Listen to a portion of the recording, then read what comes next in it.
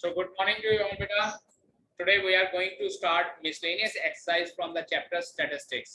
ठीक है, statistics में से ही हमारे पास 6 क्वेश्चन जो है वो रिमूव है फॉर दिस सेशन, क्योंकि ये जो क्वेश्चन है कोफिशिएंट ऑफ वेरिएशन के ऊपर बेस्ड है, that is not included in our syllabus. ठीक है, स्टैंडर्ड डेविएशन, वेरिएंस और मीन डेविएशन, अबाउट मीन के फॉर्मूले हम लोगों ने पढ़े हैं. मेन जो एक्सरसाइज के क्वेश्चन है these are based on standard deviation and variance. Okay, missing frequency या मिसिंग नंबर्स फाइंड आउट करने के लिए इसमें क्वेश्चन ज्यादातर गिवन है. Now the first question is the mean and variance of 8 observations are 9 and 9.25 respectively. If 6 observations are 6, 7, 10, 12, 12 and 13, find the remaining 2 observations. ठीक है जी, start करते हैं. First question, mean x bar is equals to 9 given है, और secondly हम लोग को ये कहा गया है variance sigma square is equals to 9.25 given है. ठीक है, of 8 observation. 6 observations are 6 observations are कौन सी ऑब्जर्वेशन है हमारे पास? 6, 7, 10, 6, 7, 10, 12, 12 and 13. Let the remaining 2 observations are x and y. Let the remaining 2 observations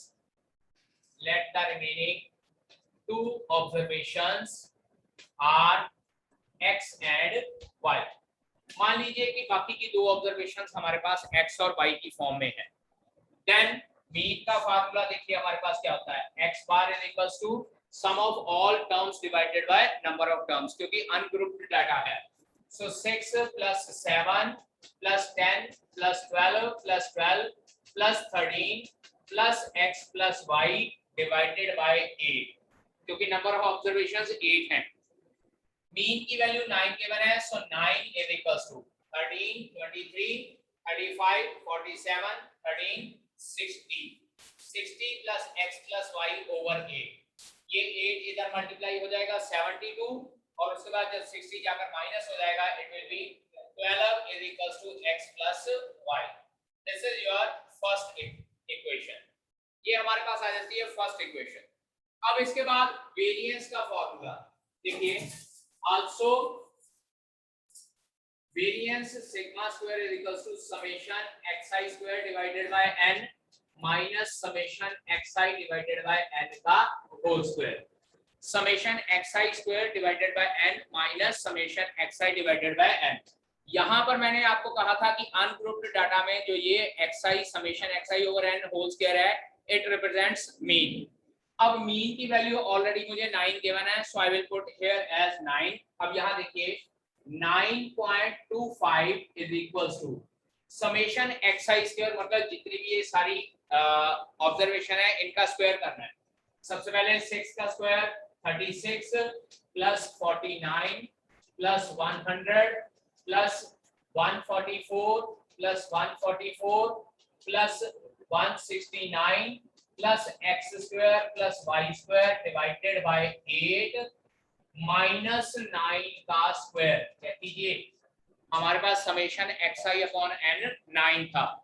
अब 9 का स्क्वायर 81 है, इधर आकर ऐड हो जाएगा, it will become 90.25 is equals to, ये सारी जो स्क्वायर वाली सब टर्म्स है इनको ऐड करते हैं.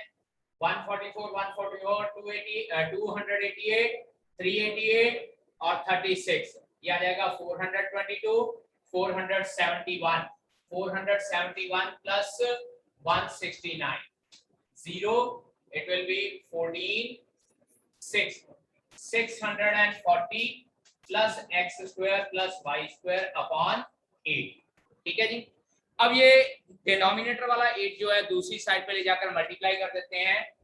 This will B multiply with 90.25, it will become 722, क्योंकि 90 को 8 से मल्टीप्लाई करते हैं 720, और 0.25 को 8 से मल्टीप्लाई करेंगे it will B 2. 722 is equals to 640 plus x square plus y square, or we can say that x square plus y square is equals to 82. Check कर लीजिए हमारे पास, this is equation number 2. 722 is equals to 640 और x square plus y square की value 82 आती है. Now solving equation 1 and equation number 2. Let us suppose equation 1 से हम लोग y की वैल्यू निकालते हैं, it will come out to be 12 minus x. तो मैं यहाँ पे पुट करता हूँ, therefore from 1 and 2 x square plus 12 minus x का whole square is equals to 82. x square plus x square plus 144 minus 24x is equals to 82. So we can say that 2x square minus 24x और 144 में से ये 82 minus करते हैं, it will become 44 plus 18 62 is equals to 0. और middle term पहले 2 से divide कर देते हैं, x square minus 12x plus 31 is equals to 0. Okay, सो यहाँ पर 642 आ रहा है, अकॉर्डिंगली करेक्शन कर लीजिए आगे, बाकी सारी आपके पास आ जाएगी इक्वेशंस. ओके, यहाँ पर x square plus y square is equals to 80 and here 64 and then x square minus 12x plus 32 is equals to 0. अब x square 12x plus 32 is equals to 0 आ गया, मिडिल टर्म स्प्लिट करके x minus 8 into x minus 4 is equals to 0. x की value 8 और x की value 4. अगर x की value 8 लेते हैं तो फ्रॉम इक्वेशन 1 हमारे पास क्या आ जाएगा, y की वैल्यू 4 और अगर x की वैल्यू 4 लेते हैं तो y की value 8. Therefore the two missing frequencies are 4 and 8 respectively. Okay, now बेटा सेकंड क्वेश्चन जो है वो सेम फर्स्ट क्वेश्चन के जैसा ही है. दिस टाइम 7 ऑब्जर्वेशंस हैं और उसमें से 5 गिवन है. We need to find out remaining 2 observation. Same question है जैसे हम लोगों ने फर्स्ट क्वेश्चन किया था. You can try yourself. I am going to discuss question number third and fourth, दोनों क्वेश्चन सेम हैं. So firstly I am going to discuss third question. In the third question it is given that the mean and standard deviation of 6 observations are 8 and 4. Mean and standard deviation x bar is equals to 8 and this time beta standard deviation given है 4. 6 observations की. If each observation is multiplied by 3, find the new mean and new standard deviation for the resulting observations. Observation कोई नहीं given है तो अपनी तरफ से हम लोगों को 6 observations consider करनी पड़ेगी. Let us consider the 6 observations are. Let us consider 6 observations are. कौन सी हो जाएगी, x1, x2, x3, x4, x5 and x6. ठीक है, तो अब यहाँ पे हम लोगों को ये कहा गया है if each observation is multiplied by 3. इसको बाद में देखते हैं कि each observation is multiplied by 3. पहले मीन निकाल देते हैं. It implies x bar is equals to x1 plus x2 plus x3 plus x4 plus x5 plus x6 upon 6. और ये वैल्यू हमारे पास क्या थी, 8 थी. It implies 8 is equals to x1 plus x2 plus x3 plus x4 plus x5 plus x6 divided by 6. This is equation number 1. और बात करते हैं स्टैंडर्ड डेविएशन की. एंड स्टैंडर्ड डेविएशन, बेटा स्टैंडर्ड डेविएशन का फॉर्मूला होता है under root of summation xi square divided by n minus summation xi divided by n का होल स्क्वायर. ठीक है जी, तो स्टैंडर्ड डेविएशन यहाँ पर देखिए क्या हो जाएगा. ध्यान दीजिएगा यहाँ पर क्या लिख रहा हूं मैं, summation xi square I varies from 1 to 6. I varies from 1 to 6 लिख लेते हैं बेटा, क्योंकि यहाँ पर 6 ऑब्जर्वेशन बार बार x1 square plus x2 square plus x3 square वगैरह लिखना थोड़ा सा डिफिकल्ट रहेगा. Divided by 6 minus summation xi I varies from 1 to 6 divided by 6.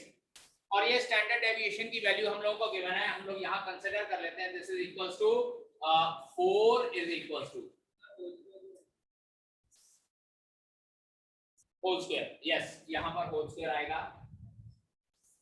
Now standard deviation की बेटा वैल्यू 4 हम लोगों को गिवन है.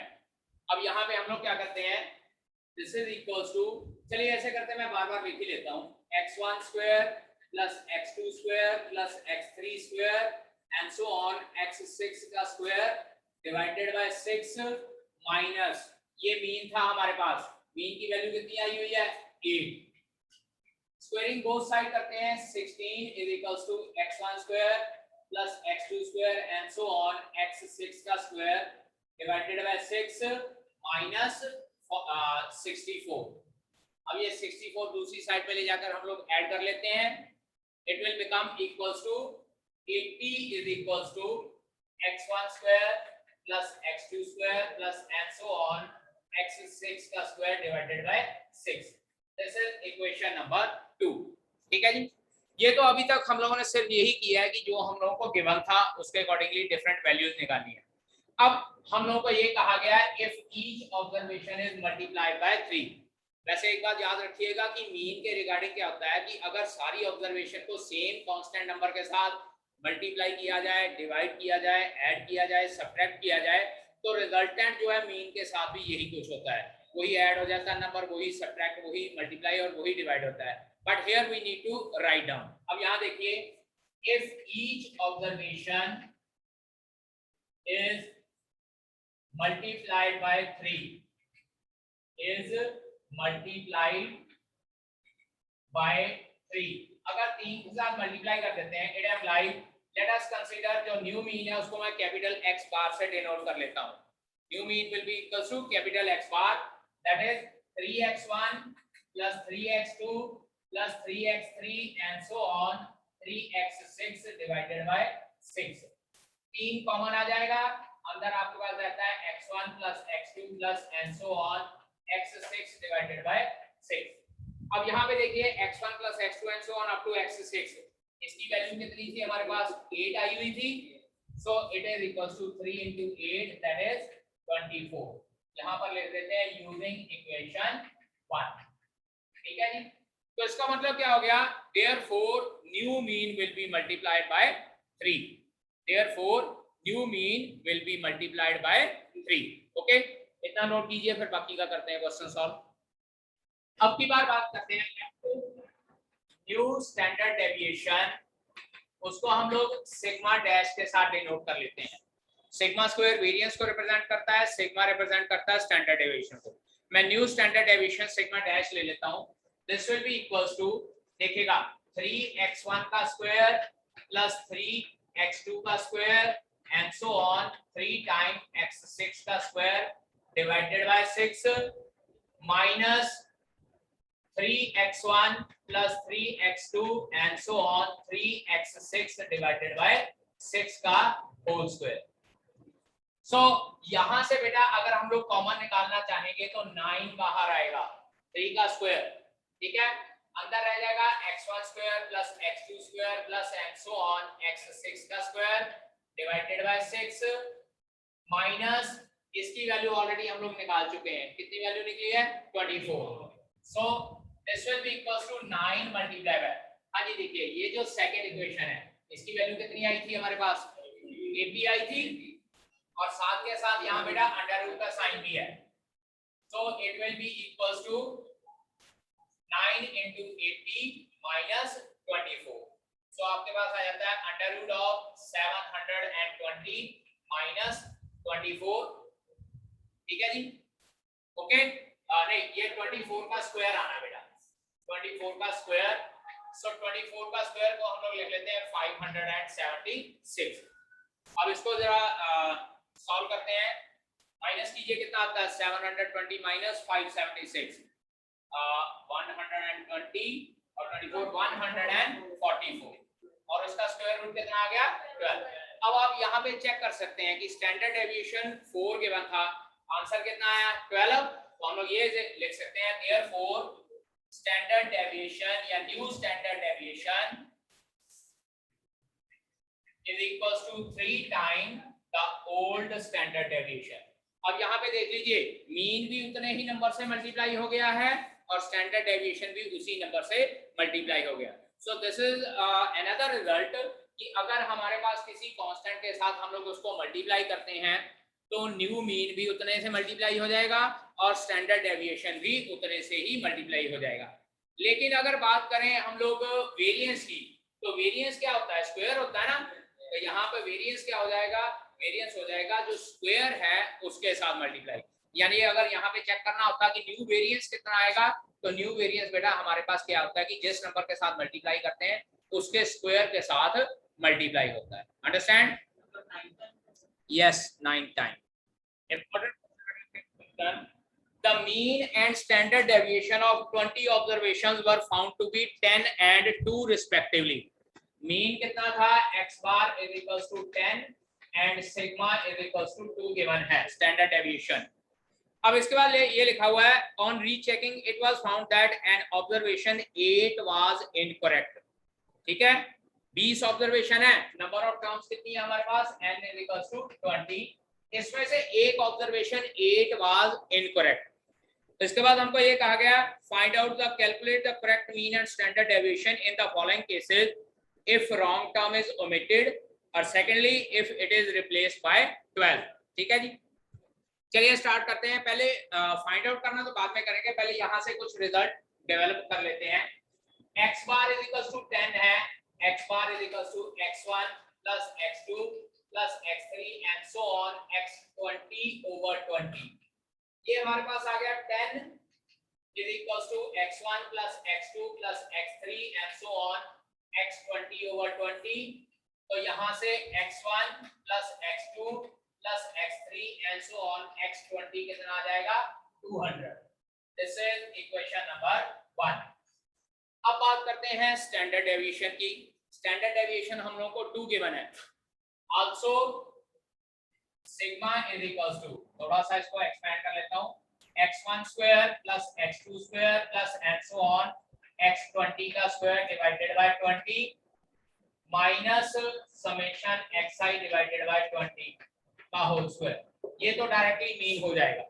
सो सिग्मा की वैल्यू गिवन है 2 is equals to under root of x1 square plus x2 square plus x3 and so on x20 का square divided by 20 minus ये मीन कितना गिवन था बेटा, 10 गिवन था, 10 का स्क्वायर कर लेते हैं 100। स्क्वायरिंग बोथ साइड कर देते हैं, यहां पर आ जाएगा 4 is equals to x1 square plus x2 square plus and so on x20 का स्क्वायर ओवर 20 माइनस 100। अब ये 100 इधर जाके ऐड हो जाएगा, 104 is equals to x1 square plus x2 square and so on x20 का square divided by 20। Now this 20 will be multiplied with this 104, ये आ जाएगा 2080 is equals to x1 square plus x2 square and so on x20 का square and this is equation number 2। ये second equation बनी है। अब इसके बाद दो case, when wrong term is omitted and when wrong term is replaced by 12। अब बेटा अगर रॉन्ग टर्म ओमिट कर देते हैं तो नंबर ऑफ टर्म्स कितनी रह जाएंगी, 19 रह जाएंगी, क्योंकि पहले 20 थी। केस 1 या first part, when wrong term is omitted, wrong term is omitted from 1, देखिएगा फ्रॉम 1 क्या रह जाएगा, x1 plus x2 plus x3 and so on x19, x1 plus x2 plus x3 and so on x19 will be equals to 200 minus 8। कितना रह जाएगा, 200 minus 8, क्योंकि वो total 20 term का था, ये टोटल अब 19 टर्म्स का करना है। तो x1 plus x2 plus x3 and so on x19 is equals to 192। therefore new mean x bar is equals to क्या हो जाएगा, sum of all terms divided by number of terms, approximately 20.1 आ जाता है आपके पास। 192 divided by 19 approximately 20.1 और 10.1, yes approximately 10.1 आ जाता है। ठीक है, अब इसके बाद बात करते हैं स्टैंडर्ड डेविएशन की एंड स्टैंडर्ड डेविएशन। देखिएगा बेटा क्या करता हूं मैं, यहाँ पे डायरेक्ट लिख रहा हूँ sigma dash is equals to under root of, हाँ जी यहाँ पर क्या आना है, जैसे यहाँ पर 20 टर्म्स थी, यहाँ पर क्या आ जाएगा 19 टर्म्स का सम आ जाएगा डिवाइडेड बाय 19। अब देखिए मैं डायरेक्ट क्या लिखने जा रहा हूँ, it will be equals to 2080 minus 64 divided by 19 minus यहाँ पर सॉल्व करते हैं 10.1 का स्क्वायर, ये 19 टर्म्स का मीन, और ये देखिए ये टोटल कितना आया था 20 टर्म्स का 2080, और अगर 8 टर्म रिमूव करनी है 8 तो उसका स्क्वायर रिमूव होगा, so that is why 64 remove होगा यहाँ से। So our answer should like this 2080 minus 64 करते हैं, कितना बनता है 2016। So sigma dash is equals to under root of 2016 divided by 19 minus 10.1 का स्क्वायर 102.01, ठीक है 102.01। 19 इसके साथ डिवाइड करते हैं, 19 1 सा 19 110, उसका 116, 19 6 सा 104.1 माइनस 102.01, ठीक है जी। तो अप्रोक्सीमेटली कितना आ जाता है हमारे पास, एक मिनट चेक कीजिए ये 106.1 आ रहा है या नहीं आ रहा, चेक कीजिए इसको। जब इसको सॉल्व करेंगे बेटा 106.1 माइनस 102.01 अप्रोक्सीमेटली 4.1 बचता है, और उसका स्क्वायर रूट क्या हो जाएगा अप्रोक्सीमेटली 2.01। ये तो था बेटा कि अगर हम लोग रॉन्ग टर्म को ओमिट कर देते हैं। अब इसके बाद second case, if wrong term is replaced by 12। अब यहां से मैं सॉल्व करने जा रहा हूं बेटा, if wrong term is replaced by 12, if wrong term is replaced by 12, अब देखिएगा it implies x1 plus x2 plus and so on x20, क्या हो जाएगा 200 minus 8 plus 12। कैसे, रॉन्ग टर्म 8 को रिमूव कर दिया और उसकी जगह जो ओरिजिनल न्यू टर्म थी 12 उसको ऐड कर दिया, क्या आ जाएगा 204। It implies new mean x bar will be equals to 204 divided by 20, तो ये हमारे पास कितना आ जाता है 10.2। तो इसका मतलब दिस टाइम न्यू मीन हमारे पास कितना आ जाता है बेटा जी 10.2। अब इसके बाद we need to find out the standard deviation. अब अगर स्टैंडर्ड डेविएशन देखें तो standard deviation sigma dash is equals to under root of x1 square plus x2 square and so on x20 का square divided by 20 minus summation xi over 20 का whole square, ठीक है जी। अब solve करते हैं यहाँ पे, it will become equals to अब यहाँ पर पहले ओरिजिनली 2080 आया था, so sigma dash is equals to under root of, देखिएगा 2080 minus 64 plus 144 divided by 20, check कीजिए। और दूसरा हमारे पास है माइनस 204 डिवाइडेड बाय 20 का होल स्क्वायर, ये हमारे पास बेटा आ जाता है 2080 16 प्लस 144 कितना आएगा 2160 आई थिंक। माइनस इसको सॉल्व कर लेते हैं, ऐसे कर लेते हैं 10.2 ही लिख लेते हैं, 10.2 का होल स्क्वायर, ये जीरो इसके साथ cancel, this is under root of 108 minus 10.2 का स्क्वायर कीजिए बेटा कितना आता है 104.04, अप्रोक्सीमेशन में बेटा ये आ रहा है 104.04। अब जब इसको सब्ट्रैक्ट करते हैं बेटा हमारे पास आता है 3.96 अंडर रूट, और 3.96 अंडर रूट बेटा अप्रोक्सीमेटली 1.9 के आसपास आता है, अप्रोक्सीमेटली 1.98 कंसीडर कर लेते हैं। सो अगर रॉन्ग टर्म रिप्लेस कर दी जाती है 12 से तो new standard deviation will become equals to 1.9, ठीक है। So that's all from my side for today's lecture. Last question same इसी तरह से है, वहां पे लास्ट क्वेश्चन में हम लोग को ये कहा गया है if wrong term is omitted, तो जो पहला केस है उसके जैसा ही करना है, okay. So that's all from my side बेटा जी।